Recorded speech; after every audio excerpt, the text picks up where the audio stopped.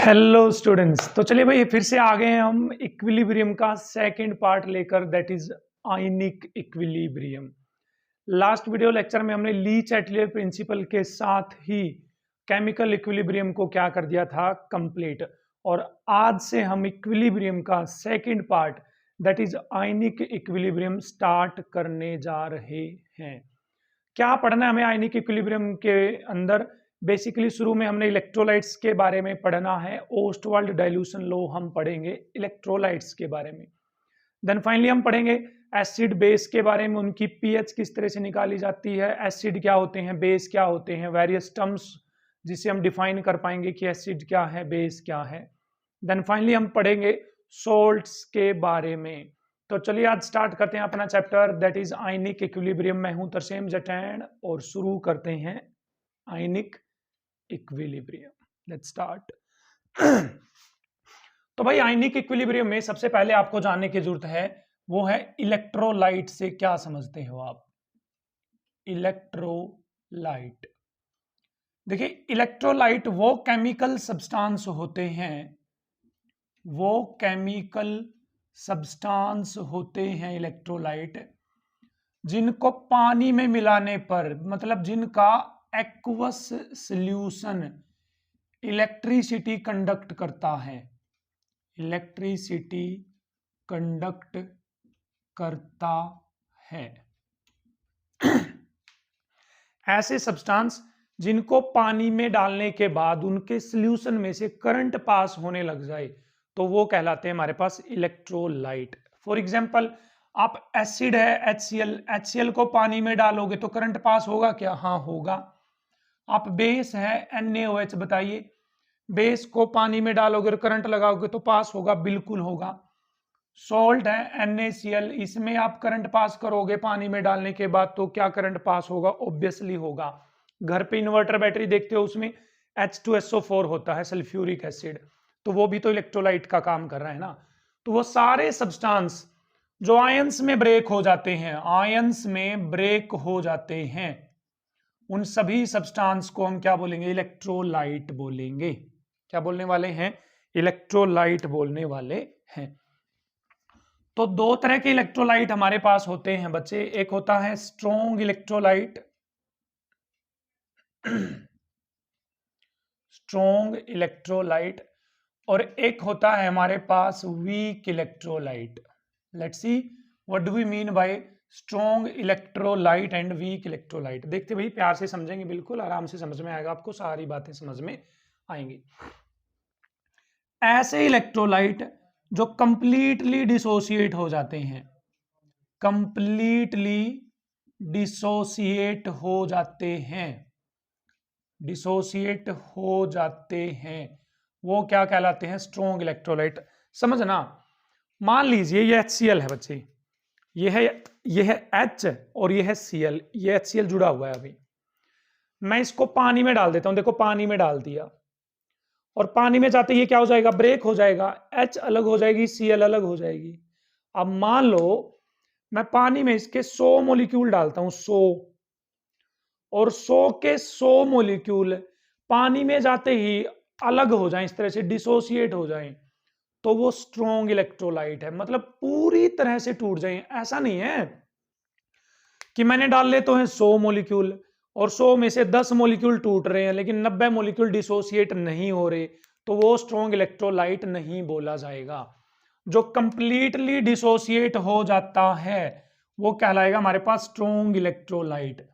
तो strong electrolyte में आपके पास आ जाते हैं स्ट्रॉन्ग एसिड्स, स्ट्रॉन्ग एसिड्स, क्योंकि स्ट्रॉन्ग एसिड्स पानी में डालते ही 100% टूट जाएंगे, 100%, है ना।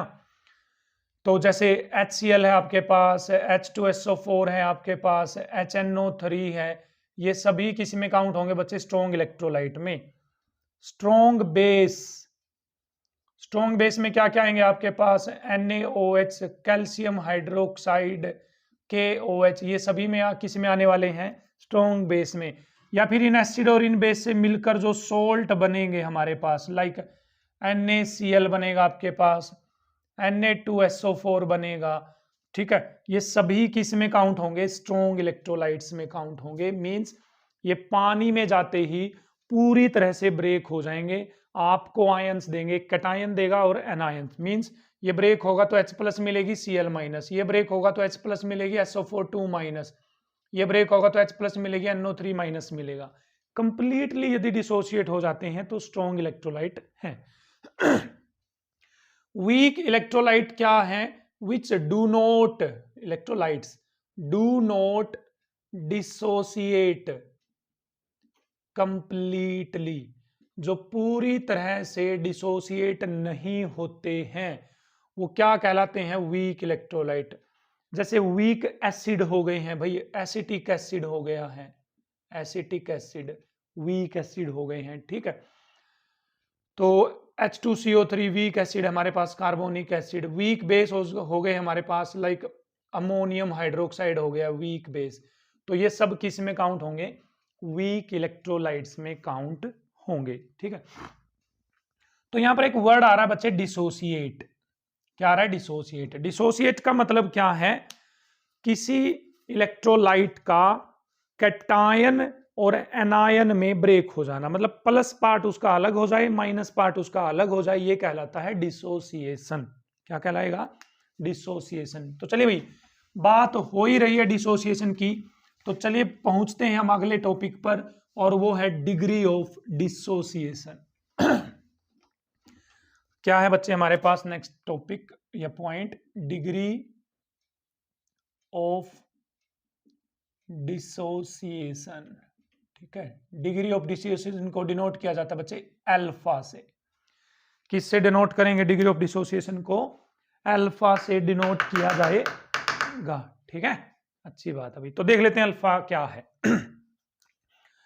अल्फा क्या है बच्चे आपके पास? Number of moles dissociated, dissociated divide by total moles, total number of moles. इस रेशियो से निकलेगी हमारे पास अल्फा। क्या निकलेगी बच्चे? अल्फा।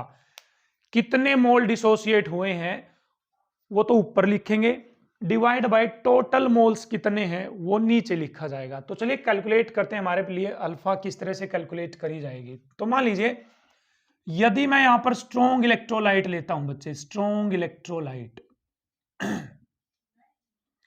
मान लीजिए HCl है आपके पास, मैंने आपको 100 HCl दे दिए, 100 HCl, तो 100 के 100 HCl ब्रेक हो जाएंगे, मतलब स्ट्रॉन्ग इलेक्ट्रोलाइट 100% ब्रेक हो जाएंगे, 100% क्या हो जाएंगे? ब्रेक हो जाएंगे। तो जब HCl के मैंने आपको 100 मोल दिए हैं और 100 के 100 मोल ब्रेक हो रहे हैं, तो इसकी अल्फा कितनी आएगी? चलो कैलकुलेट करें, अल्फा कितनी आएगी? नंबर ऑफ मोल्स डिसोसिएटेड, बताओ कितने टूटेंगे? 100 के 100 टूटेंगे ना, सारे के सारे टूटेंगे। टोटल नंबर ऑफ मोल्स भी कितने थे? 100। तो अल्फा कितनी आ गई है बच्चे? 1। तो स्ट्रॉन्ग इलेक्ट्रोलाइट की जो अल्फा होती है वो कितनी होती है बच्चे? 1 होती है। और यदि परसेंटेज अल्फा की बात करूं तो मैं वो होती है 100%। कितनी होती है? 100%। अब आपको ध्यान रखना है, कोई भी स्ट्रॉन्ग इलेक्ट्रोलाइट है, जब तक आपको नहीं दिया गया कि उसकी अल्फा कितनी है तो आप कितनी मानेंगे? 100% परसेंटेज अल्फा, या अल्फा की वैल्यू कितनी आ जाएगी? 1। समझ रहे हैं अल्फा कैसे निकलेगी? कितने मोल उसके टूट गए हैं, आपने कितने मोल उसके लिए थे, उसकी जो रेशियो आएगी दैट विल बी अल्फा। क्या आएगी? That will be alpha. Clear है? हाँ जी सर, बिल्कुल क्लियर है। अब आते हैं वीक इलेक्ट्रोलाइट में। वीक इलेक्ट्रोलाइट मान लेता हूं मैं CH3COOH है, एसिटिक एसिड है। आपने इसके 100 मोल लिए, कितने मोल लिए? 100, लेकिन 100 में से सिर्फ 10 मोल डिसोसिएट हो रहे हैं। 10 मोल्स क्या हो रहे हैं बच्चे? डिसोसिएट हो रहे हैं। तो बताइए इसकी अल्फा कितनी आएगी? कितनी आएगी alpha? Number of moles dissociated, तो कितने हो रहे हैं बच्चे moles dissociated? 10 divide by total number of moles. तो टोटल नंबर ऑफ मोल्स कितने थे इसके? 100। तो 0 से 0 कैंसिल, तो आंसर आया बच्चे 0.1। कितना आंसर आ गया? 0.1। इस तरह से आप अल्फा निकाल लेंगे। यदि मैं परसेंटेज अल्फा की बात करूं तो इसकी 100 से मल्टीप्लाई कर दो तो कितना आ जाएगा बच्चे? 10% आ जाएगा आंसर। कितना आ जाएगा? 10%। तो यह है हमारे पास डिग्री ऑफ डिसोसिएशन। क्या बताती है हमें? कि कोई इलेक्ट्रोलाइट कितना ब्रेक होता है, कितना ब्रेक होता है। जिस इलेक्ट्रोलाइट की डिग्री ऑफ डिसोसिएशन ज्यादा होगी वो उतना ही स्ट्रॉन्ग इलेक्ट्रोलाइट होगा। जिस इलेक्ट्रोलाइट की डिग्री ऑफ डिसोसिएशन कम होगी वो उतना ही वीक इलेक्ट्रोलाइट होने वाला है।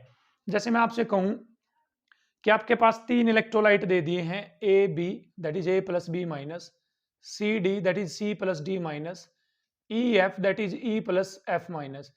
इसकी जो अल्फा है, इसकी अल्फा है बच्चे 0.2, इसकी अल्फा है 0.02 और इसकी अल्फा है बच्चे 0.1। बताइए इनमें से स्ट्रॉन्ग इलेक्ट्रोलाइट कौन सा है? हालांकि है तो सारे के सारे वीक, है तो तीनों वीक क्योंकि इनकी डिग्री ऑफ डिसोसिएशन 1 से कम है, लेकिन फिर भी इन वीक में भी हम ये पता कर सकते हैं कि स्ट्रॉन्ग कौन है। ठीक है, तो जिसकी अल्फा सबसे ज्यादा है, किसकी अल्फा सबसे ज्यादा? इसकी, तो ए बी सबसे स्ट्रॉन्ग है इलेक्ट्रोलाइट, फिर ई एफ है उससे कमजोर, और सबसे कमजोर कौन है बच्चे? सी डी है। कौन है? C D. आई होप आपको अल्फा क्लियर है और अल्फा पे बेस्ड क्वेश्चन आप कर सकते हैं यहां से। तो चलिए बढ़ते हैं। वीक इलेक्ट्रोलाइट्स के लिए जो ओस्टवाल्ड डाइल्यूशन लॉ होता है वो क्या कहता है और किस तरह से हम ओस्टवाल्ड डाइल्यूशन लॉ में इस अल्फा का यूज कर पाएंगे। Let's proceed to Ostwald dilution law. तो चलिए स्टूडेंट्स प्रोसीड करते हैं ओस्टवाल्ड्स डाइल्यूशन लॉ की तरफ। बड़े अच्छे से समझ में आएगा भाई, आप बने रहें मेरे साथ। ठीक है, लेट्स प्रोसीड। देखिए वीक इलेक्ट्रोलाइट मान लेते हैं हमारे पास है एसिटिक एसिड बच्चे, CH3COOH। जब ये ब्रेक होगा एसिटिक एसिड तो क्या बनेगा? यहां से ब्रेक होगा ना, इस पे प्लस आ जाएगा, इस पे माइनस, तो बनेगा CH3COO माइनस, प्लस में आ जाएगा बच्चे H प्लस का, क्या आ जाएगा? H plus. और देखो इनके बीच में और इसके बीच में इक्विलिब्रियम अटेन हो जाएगा। क्यों? क्योंकि ये वीक इलेक्ट्रोलाइट है तो ये दोबारा से H प्लस को ले लेगा ना, क्योंकि H प्लस को छोड़ के राजी नहीं है। वीक इलेक्ट्रोलाइट आयंस में जाकर खुश ही नहीं है, तो यदि आप इसके आयंस बना दोगे तो ये आयंस वापिस मिल जाएंगे दोबारा से, और क्या बना लेंगे? एसिटिक एसिड बना लेंगे। तो इक्विलिब्रियम अटेन हो गया। तो चलिए जैसा कि हमने केमिकल इक्विलिब्रियम में पढ़ा था बच्चे, कहाँ पढ़ा था? केमिकल इक्विलिब्रियम में पढ़ा था कि at time t is equal to 0, जब टाइम t कितना है हमारे पास? 0 है, तो इसकी कंसंट्रेशन कितनी मान लूं मैं? C, तो इसकी कंसंट्रेशन कितनी होगी? 0। कितनी होगी? 0। क्लियर है ना? जब रिएक्शन शुरू ही नहीं हुआ, इसका डिसोसिएशन शुरू ही नहीं हुआ है, ये टूटना शुरू ही नहीं हुआ है, तो क्या ये बनेगा? तब तक नहीं। अब बताइए एट इक्विलिब्रियम, इक्विलिब्रियम पे क्या हो जाएगा? इसके कोई ना कोई मोल ब्रेक हो जाएंगे, मतलब ये कम हो जाएगा तभी तो ये बनेंगे ना। तो बताइए सी में से मैं क्या माइनस कर देता हूं बच्चे? एक्स। तो बोलिए इसका एक है, इसका एक है, इसका एक है, इसका एक टूटेगा तो इसका एक बनेगा, इसका एक टूटेगा तो इसका एक बनेगा, इसके एक्स टूट गए हैं एक्स, तो इसके भी कितने बनेंगे? एक्स बनेंगे। क्लियर है? इसका एक भागेगा तो इसका एक बनेगा, इसके एक्स भागेंगे तो इसके भी कितने बनेंगे? एक्स बनेंगे। तो बताइए बच्चे यहां से के सी कैसे लिखोगे आप? के सी कैसे लिखा जाएगा? के सी लिखा जाएगा सर एसिटेट आयन की concentration that is x, sir H plus ion की concentration that is x, divide by sir C minus x, C minus x. तो यहां से के सी लिखा जाएगा आपके पास x square divide by C minus x, ऐसे लिखा जाएगा बच्चे। ठीक है, क्लियर? अच्छी बात है, आगे बढ़ते हैं। कई बुक इसमें पानी डाल देती हैं, कई बुक्स में यहां पर पानी लिखा मिलेगा बच्चे ऐसे CH3COOH, और आगे इसमें डालेंगे वो पानी पानी पानी पानी पानी पानी पानी, तो क्या बनेगा? जैसे ही पानी डालोगे तो बनेगा CH3COO नेगेटिव। अब जैसे ही एसिड H प्लस देगा, देखो जैसे ही एसिड H प्लस देगा तो वो पानी के साथ मिल जाएंगे और क्या बना लेंगे बच्चे? हाइड्रोनियम आयन बना लेंगे, H3O पॉजिटिव बना लेंगे, हाइड्रोनियम आयन। इसका मतलब ये है जहां H प्लस लिख रखी है वहां अब हाइड्रोनियम आयन लिख दीजिए आप, बस, और कुछ भी फर्क नहीं है। यहां क्या लिख दोगे बच्चे? हाइड्रोनियम आयन लिख दोगे, H3O प्लस लिखा जाएगा। अब वही सेम है, जब time t is equal to 0 है तो इसकी कंसंट्रेशन कितनी है? C। अब पानी तो प्योर लिक्विड होता है ना, वाटर इज प्योर लिक्विड, तो उसकी कंसेंट्रेशन यहां नहीं ली जाएगी, ठीक। उस टाइम पे इसकी कंसेंट्रेशन जीरो होगी, इसकी कंसेंट्रेशन जीरो होगी। अब यहां पर इक्विलिब्रियम अटेन हो जाएगा, तब सी में से कितना घट जाएगा बच्चे, एक्स। देखो इसका एक है तो इसका भी एक है और इसका भी एक है, क्लियर है। इसका एक भागेगा तो इसका एक बनेगा, इसके एक्स भागेंगे तो इसके एक्स बनेंगे, इसका एक भागेगा तो इसका एक बनेगा, इसके एक्स भागेंगे तो इसके एक्स बनेंगे। तो बताइए के सी की वैल्यू क्या आई, के सी की वैल्यू प्रोडक्ट की concentration that is x into x divide bye reactant में पानी तो लेना ही नहीं है क्योंकि पानी तो प्योर लिक्विड है, उसकी कंसेंट्रेशन 1 मान के चलते हैं हम। एसिटिक एसिड की कंसेंट्रेशन इक्विलिब्रियम वाली लेनी भाई, इक्विलिब्रियम पे कितनी है, सी माइनस एक्स, सी माइनस एक्स। तो फिर से के सी की वैल्यू क्या आ गई है, x square divide by C minus x आ गई है, ठीक है। क्लियर है, हाँ जी सर बिल्कुल क्लियर है। अब आप हमेशा याद रखेंगे जितनी H प्लस आयन की कंसेंट्रेशन होती है उतनी ही कंसेंट्रेशन हाइड्रोनियम आयंस की भी होती है बच्चे। जितनी कंसेंट्रेशन H प्लस आयंस की होती है उतनी ही कंसेंट्रेशन हाइड्रोनियम आयंस की भी होती है, क्योंकि हाइड्रोनियम आयन बनता ही H प्लस से है। 2 H प्लस होंगे तो 2 हाइड्रोनियम आयन बनेंगे, 3 H प्लस होंगे तो 3 हाइड्रोनियम आयन बनेंगे। ये तो मैंने जनरल एक्सप्रेशन निकाला है यहां पर वीक इलेक्ट्रोलाइट के लिए ओस्टवाल्ड डाइल्यूशन लॉ के अकॉर्डिंग। अब यहां पर कहीं पर भी डिग्री ऑफ डिसोसिएशन अल्फा नहीं आई है भाई, किसी भी एक्सप्रेशन में कहीं पर भी अल्फा यूज नहीं हुआ है। तो चलिए हम यहां पर इसी एक्सप्रेशन में यूज लेकर आते हैं किसका, अल्फा का। किसका बच्चे, अल्फा का। चलिए मैं इसको हटा दूं। चलिए अब एक बार सारा जुगाड़ में इरेज कर रहा हूं, ठीक। सारा का सारा जुगाड़ क्या कर रहा हूं मैं यहां पर, इरेज कर रहा हूं, ठीक है। अच्छी बात है, चलो ठीक है, इसको यहीं रहने देते हैं। अब लेकर आ रहा हूं मैं आपके लिए अल्फा का रोल। पहले तो यहां पर अल्फा लिख देता हूं मैं, क्या होती है, अल्फा होती है number of moles dissociated divide by total moles, total number of moles, clear. ये होती है हमारे पास अल्फा।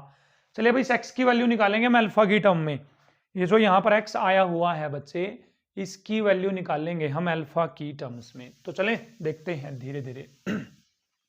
अच्छा एक्स क्या है बच्चे, एक्स है बच्चे H प्लस आयंस की कॉन्सेंट्रेशन, है या नहीं है सर, बिल्कुल है। तो H प्लस आयन की कंसंट्रेशन किसके इक्वल है बच्चे, X के इक्वल है, ठीक है। अब कंसंट्रेशन का मतलब क्या होता है बच्चे, मोलैरिटी। क्या होता है, मोलैरिटी। और मोलैरिटी क्या होती है, number of moles divide by क्या होती है, volume. Clear, number of moles divide by volume क्या होती है, मोलैरिटी। अब चलो थोड़ा सा और आगे मॉडिफाई करते हैं। नंबर ऑफ मोल्स यहां पर किसके लोगे आप, जिसकी कंसंट्रेशन निकाल रहे हो, किसकी कंसंट्रेशन निकाल रहे हो, H प्लस की ना, H प्लस की। अब आप मेरे को ये बताइए, यदि एक एसिटिक एसिड टूटेगा तो एक H प्लस बनेगा, 2 एसिटिक एसिड टूटेंगे तो 2 H प्लस मिलेंगे। इसका मतलब कितने H प्लस मिलेंगे आपको, ये इस बात पे डिपेंड कर रहा है कि कितने एसिटिक एसिड टूटेंगे। सोचो ध्यान से, ये एक एसिटिक एसिड है, देखो ये एक एसिटिक एसिड है। यदि ये एक एसिटिक एसिड टूटेगा तो आपको एक H प्लस मिलेगी। समझ रहे हो, समझ रहे हो या नहीं समझ रहे, बिल्कुल समझ रहे हैं सर, हाँ। और यदि आपके पास ये 2 एसिटिक एसिड हैं, यदि 2 एसिटिक एसिड मिलेंगे टूटेंगे तो आपको कितने H प्लस मिलेंगे, 2 H प्लस मिलेंगे। इसका मतलब H प्लस के मोल्स कितने होंगे, यहां पर लिख रहा हूं मैं इसको मॉडिफाई करके, नंबर ऑफ मोल्स किसके बचे, H प्लस के, कितने होंगे जितने एसिटिक एसिड के मोल टूटेंगे, है ना। तो लिख दो यहां पर number of moles of acetic acid dissociated, बोलिए लिख सकते हैं नहीं लिख सकते हैं इसकी जगह पे, बिल्कुल सर। और डिवाइड बाय आ जाएगा बच्चे वॉल्यूम, क्या आ जाएगा वॉल्यूम। ये मैं क्या निकाल रहा हूं, H प्लस आयन की कंसंट्रेशन निकाल रहा हूं, अल्फा की टर्म्स में लेकर जाने की कोशिश कर रहा हूं मैं इसको, ठीक है। यहां तक चीजें क्लियर है तो भाई कमेंट में जरूर बताएं आप, और बताएं हमें कि हाँ सर क्लियर है। तो चलिए number of moles of acetic acid dissociated, तो लिख दूं दोबारा से, number of moles of acetic acid dissociated. अब मैं इसको डिवाइड कर रहा हूं बच्चे टोटल नंबर ऑफ मोल से, टोटल नंबर ऑफ मोल्स, वो भी किसके, एसिटिक एसिड से मैं इसको डिवाइड कर रहा हूं। कर सकता हूं डिवाइड? सर डिवाइड कैसे कर सकते हो? तो मल्टीप्लाई भी कर देता हूं इसी नंबर से, जिस नंबर से डिवाइड कर रहा हूं मैं उसी नंबर से मल्टीप्लाई भी कर दूं। Total number of moles of acetic acid से मैंने मल्टीप्लाई कर दिया और इसी से डिवाइड कर दिया, और यहां पर वॉल्यूम रहेगी मेरे पास एज इट इज, वॉल्यूम रहेगी एज इट इज। तो बोलिए कुछ ही एक्सप्रेशन में कोई गड़बड़ तो नहीं है ना? ठीक है, मैंने H प्लस आयन की कंसंट्रेशन लिखा, molarity, number of moles of H plus divide by volume. Number of moles of H plus कहां से आएंगे? जितने इसके मोल टूटेंगे, तो इसकी जगह लिख दिया मैंने number of moles of acetic acid dissociated. ठीक है, अब number of moles of acetic acid dissociated को मैंने total number of moles of acetic acid से डिवाइड कर दिया, total number of moles of acetic acid से मल्टीप्लाई कर दिया, और वॉल्यूम एज इट इज है। इसमें तो कोई फर्क नहीं। हाँ जी सर, कोई फर्क नहीं। चलो इस एक्सप्रेशन को देखो, आप जानते हो क्या?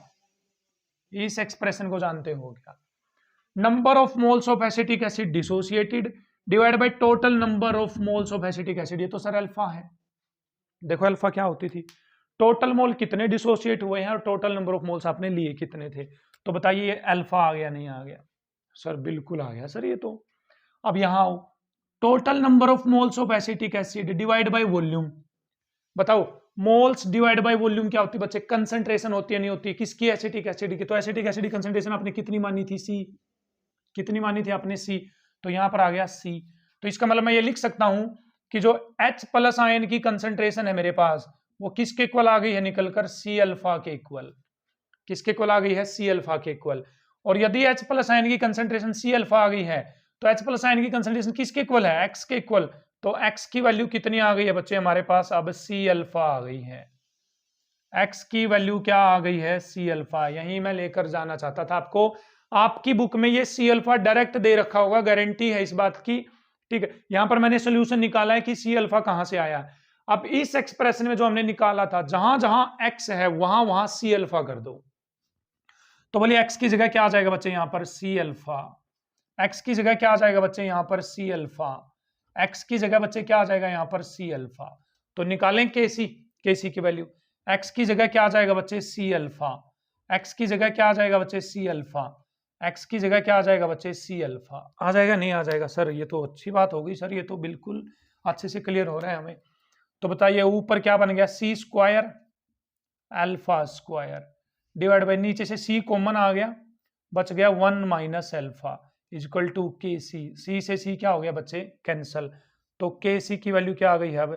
सी alpha square divide by 1 minus alpha.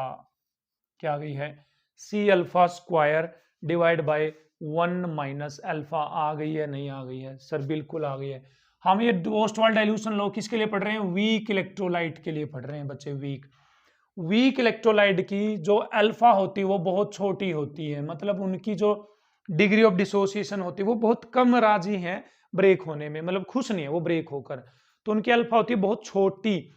बहुत छोटी होने से अल्फा बच्चे, ये जो 1 है 1, इसके कंपैरिजन में जो अल्फा है वो बहुत छोटी छोटी छोटी छोटी छोटी होती है 1 के कंपैरिजन में। ये अल्फा, अल्फा 1 से बहुत छोटी होती है। तो यहां पर आप अल्फा को क्या कर सकते हो? नेग्लेक्ट कर सकते हो। तो नेग्लेक्ट करोगे तो अल्फा को तो छोड़ दोगे आप। तो के सी की वैल्यू आ जाएगी आपके पास बच्चे, इसको छोड़ोगे तो सी अल्फा स्क्वायर के इक्वल आ जाएगी। सी अल्फा स्क्वायर के इक्वल आ जाएगी किसकी वैल्यू? के सी की वैल्यू। ठीक है, के सी की वैल्यू किसकी इक्वल आ जाएगी? सी अल्फा स्क्वायर के इक्वल। कई बुक यहां पर के सी को बच्चे के ए भी लिख देती हैं, क्योंकि ए का मतलब है यहां पर एसिड। हमने क्या ले रखा? एसिड ले रखा है ना, एसिड। तो जब बेस ले लेंगे तो यहां पर क्या हो जाएगा? के बी हो जाएगा। के बी बेस ले लेंगे तो के बी हो जाएगा, लेकिन एक्सप्रेशन सेम रहेगा। ठीक है, कोई दिक्कत नहीं यहां तक। तो बताइए यहां से आप यहां से अल्फा निकाल सकते हो क्या? अल्फा सर निकाल तो सकते हैं यहां से अल्फा। अल्फा आ जाएगा बच्चे आपके पास के सी डिवाइड बाई कॉन्सेंट्रेशन। देखो सी नीचे चला जाएगा, के सी एज इट इज, और इसका आ जाएगा बच्चे स्क्वायर रूट। तो ये एक्सप्रेशन है आपके पास ओस्टवाल्ड डाइल्यूशन लॉ का। किसका? ओस्टवाल्ड डाइल्यूशन लॉ का। तो क्या कह रहा है हमारे पास ओस्टवाल्ड डाइल्यूशन लॉ, मैं इसको ऊपर लिख देता हूं, शायद आपको दिखाई नहीं दे रहा होगा। Alpha is equal to Kc divide by C का square root. This is the expression for degree of dissociation alpha. किसके लिए आ गया बच्चे? अल्फा के लिए। तो यहां से क्या बोल रहा है ओस्टवाल्ड डाइल्यूशन लॉ कि जो डिग्री ऑफ डिसोसिएशन है वो कंसंट्रेशन के इनवर्सली प्रोपोर्शनल है। क्या है? कंसंट्रेशन के इनवर्सली प्रोपोर्शनल। ठीक है, कंसंट्रेशन बढ़ेगी तो डिग्री ऑफ डिसोसिएशन घटेगी, और कंसंट्रेशन घटेगी तो डिग्री ऑफ डिसोसिएशन बढ़ेगी। आई होप आपको ये अच्छे से क्लियर है। ओस्टवाल्ड डाइल्यूशन लॉ क्लियर है तो भाई कमेंट में जाएं और हमें जरूर बताएं कि सर हमें अच्छे से क्लियर हो गया है। चलिए इससे रिलेटेड कुछ न्यूमेरिकल्स हम डिस्कस कर लेते हैं। तो चलिए स्टूडेंट्स ये छोटा सा न्यूमेरिकल डिस्कस कर लेते हैं। कैलकुलेट अल्फा, आपको अल्फा कैलकुलेट करनी है, हाइड्रोनियम आयन की कंसंट्रेशन कैलकुलेट करनी है। 0.01 मोलर एसिटिक एसिड दे रखा है। तो भी मैं डायरेक्ट इक्वेशन लिखूं यहाँ पर, तो CH3COOH प्लस पानी क्या बनता था? CH3COO नेगेटिव प्लस में हाइड्रोनियम आयन, ऐसे होता था। यहाँ कंसंट्रेशन C होती थी 0,0, यहाँ होता था C माइनस C अल्फा, यहाँ C अल्फा C अल्फा। तो बताओ हाइड्रोनियम आयन की कंसंट्रेशन किसके इक्वल है? C अल्फा के इक्वल, C अल्फा के इक्वल है हाइड्रोनियम आयन की कंसंट्रेशन। क्लियर है? तो बस हमें अल्फा कैलकुलेट करनी है। C की वैल्यू कितनी दे रखी है यहाँ पर? C की वैल्यू 0.01, कितने बचे? 0.01 आ जाएगी। तो अल्फा कैलकुलेट करना है। तो पीछे भी अभी हम करके आए हैं। अल्फा का फॉर्मूला था हमारे पास ये वाला, देखो Ka equal to C alpha square. तो अल्फा आया था हमारे पास Ka डिवाइड बाई C का स्क्वायर रूट, आया था नहीं आया था? Ka की वैल्यू देखो कितनी दे रखी है बच्चे? Ka की वैल्यू है हमारे पास 0.9 इंटू 10 की power -5। Clear? Divide by C, concentration किसकी है? एसिटिक एसिड की, कितनी है? 0.01, तो डिवाइड बाय आ गया 0.01। तो चलिए सोल्व करें, तो ये आ जाएगा 0.9, ये पावर 10 100 हो जाएगी तो 100 ऊपर चली जाएगी, तो इसमें से पावर माइनस हो जाएगी, तो 10 की पावर -3 बच जाएगा बच्चे। कितना बचेगा? 10 की पावर -3। तो यहाँ पर इसकी डेसिमल खोलोगे तो 10 10 ऊपर जाएगा तो माइनस, तो 9 इंटू में 10 की पावर -4 हो जाएगा। क्लियर? तो ये किसकी वैल्यू आ गई? अल्फा की। तो इसका स्क्वायर रूट लेना पड़ेगा ना, इसका स्क्वायर रूट। तो भाई इसका स्क्वायर रूट लोगे तो 3, 9 का स्क्वायर कितना, और रूट कितना हो जाएगा? 3, और इसका स्क्वायर रूट हो जाएगा हमारे पास 10 की पावर -2। कितना हो जाएगा? 10 की पावर -2। देख लेना भाई, मेरा तो मैथ ऐसा ही है। ठीक है, तो अल्फा आ गया यहाँ पर 3 डिवाइड बाई 10 की पावर -2 का मतलब है बच्चे 100, मतलब 0.03 आ गई है अल्फा की वैल्यू। किसकी वैल्यू आ गई? अल्फा की वैल्यू 0.03। परसेंटेज में लोगे तो 3% आ जाएगा। क्लियर? अब हमें हाइड्रोनियम आयन की कंसंट्रेशन निकालनी थी, वो होती है C अल्फा के इक्वल। C की वैल्यू कितनी है बच्चे? 0.01, और अल्फा की वैल्यू कितनी है बच्चे? 0.03। तो यहां से आंसर आ गया है 3 1 कम 3, तो 2 और 2 4 के बाद डेसिमल, 2 2 4 के बाद डेसिमल, तो इतनी कंसंट्रेशन आ गई किसकी? हाइड्रोनियम आयन की। क्लियर है? तो चलिए देखते हैं एक और न्यूमेरिकल इसी से रिलेटेड। तो चलिए स्टूडेंट्स देखते हैं भाई हमारे पास नेक्स्ट क्वेश्चन क्या है। 0.01 molar solution of acetic acid. Acetic acid के सोल्यूशन की कंसंट्रेशन कितनी दे रखी है? 0.01 मोलर। क्लियर है? Is 1.2% ionised. ये कितने परसेंट आयनाइज होता है? 1.2%। फाइंड Ka, आपको Ka कैलकुलेट करना है। तो Ka का फॉर्मूला आ गया भाई क्या आपके पास? Ka is equal to C। C की वैल्यू कितनी आ गई है? 0.01 इंटू अल्फा स्क्वायर। देखिए परसेंटेज अल्फा दे रखी है बच्चे, ये परसेंटेज अल्फा दे रखी है आपको। परसेंटेज का आपको अल्फा कैलकुलेट करनी तो 100 से डिवाइड करना पड़ेगा। जैसे आप 100 से डिवाइड करोगे तो आ जाएगा 0.012, मेरे हिसाब से तो यही आएगा भाई। ठीक है, तो आ जाएगा यहाँ पर 0.012 इंटू 0.012। क्लियर है? तो 2 और 3 5 और 3 8 डेसिमल तो आ गई है यहाँ पर। 12 12 की मल्टीप्लाई कितनी हो जाएगी? 144। ठीक है, डिवाइड बाय 8 डेसिमल आएंगे 8। तो मैं 2 डेसिमल की तो 0 लगा रहा हूं, तो नीचे कितनी डेसिमल बच जाएंगे बच्चे? 6। 6 ऊपर चला जाएगा तो 10 की पावर कितना हो जाएगा? -6। यह आ गया बच्चे हमारे पास Ka की वैल्यू। किसकी वैल्यू आ गई है? Ka की वैल्यू। तो आई होप आपको आज का जो वीडियो लेक्चर था और जो टॉपिक था वो आपको अच्छे से क्लियर हुआ है, जिसमें हमने पढ़ा इलेक्ट्रोलाइट्स क्या होते हैं, स्ट्रॉन्ग इलेक्ट्रोलाइट क्या होते हैं, वीक इलेक्ट्रोलाइट क्या होते हैं, अल्फा क्या होती है, और किस तरह से with the help of Ostwald dilution law ठीक, हम किस तरह से डिग्री ऑफ डिसोसिएशन अल्फा या कॉन्सेंट्रेशन या के जो डिसोसिएशन कांस्टेंट है या इक्विलिब्रियम कांस्टेंट है उसको डिटरमाइन कर सकते हैं। मिलते हैं नेक्स्ट वीडियो लेक्चर के अंदर जिसके में हम डिस्कस करेंगे वेरियस टाइप्स ऑफ एसिड या various concepts of acids and bases, that is Arrhenius concept, Bronsted concept and हमारे पास Lewis concept of acids and bases. So मिलते हैं नेक्स्ट वीडियो में।